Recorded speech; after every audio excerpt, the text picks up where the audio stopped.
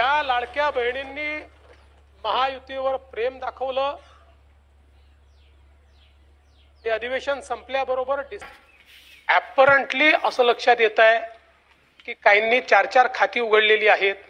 तर जसं समाजामध्ये चांगल्या प्रवृत्ती असतात त्याच्या काही वाईट प्रवृत्ती असतात। एखादी योजना जर चुकीच्या पद्धतीने कोणी वापरत असेल तर जनतेचा पैसा आहे, तुमची आमची सगळ्यांची जबाबदारी आहे की तो योग्य प्रकारे गेला पाहिजे। आता नमस्कार मित्रांनो आज देवेंद्र फडणवीस यांनी घोषणा केली आहे की लाडक्या बहिणींना डिसेंबरचा आणि जानेवारीचा हप्ता जो आहे तो कधी मिळणार आहे। संपल्याबरोबर डिसेंबर महिन्याचा हप्ता त्यांच्या खात्यामध्ये आम्ही टाकतो आणि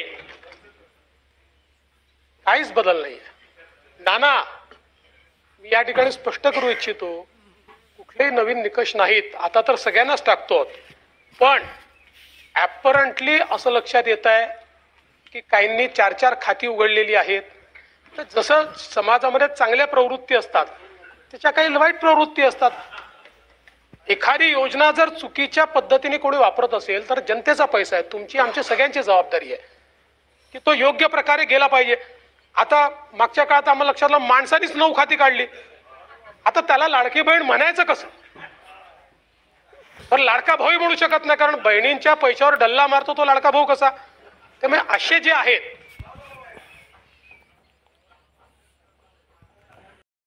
आणि लाडक्या बहीण योजनेमध्ये ज्या लाभार्थ्यांनी बोगस असा लाभ घेतलेला आहे आणि त्यांच्यावरती काय कारवाई करणार तेही त्यांनी सांगितलं आहे, तर तेही पहा। त्यामुळे शेतकऱ्यांच्या संदर्भात आम्ही दिलेली आश्वासनं असतील, युवांच्या संदर्भात दिलेली आश्वासनं असतील, ज्येष्ठांच्या संदर्भात दिलेली आश्वासनं असतील, समाजातल्या वंचितांच्या संदर्भात दिलेली आश्वासनं असतील, ही सर्व आश्वासनं